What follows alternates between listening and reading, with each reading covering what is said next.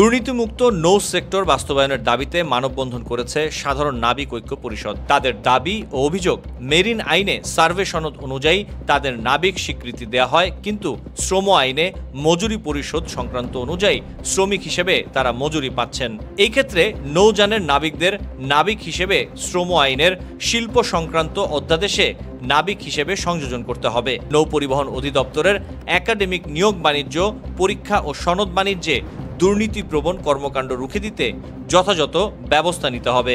ভারত বাংলাদেশ নৌ প্রোটোকল লাইনের জাহাজগুলোর নাবিকদের landing pass না থাকায় বিভিন্ন সময় মৌলিক অধিকার হরণ করা হচ্ছে বলে দাবি করেন তারা। এর প্রতিকার চান। এছাড়া আরো বেশ কিছু দাবি তুলে ধরেন তারা।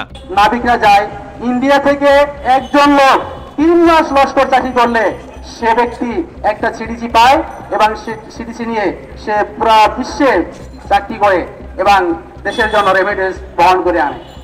কিন্তু আমার দেশে 300 বছর চাকরি করলেও কেন আমাদের সিডিসি হবে না?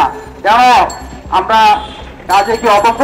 না, আমরা কাজের যোগ্যতা। যে সকল সাংবাদিক ভাইরা রয়েছেন তাদেরকে ধন্যবাদ জানাচ্ছি। নৌ সেক্টরে নৌ পরিবহন মন্ত্রণালয়ের কর্তৃক নৌ অধিদপ্তরের সনদের অনুযায়ী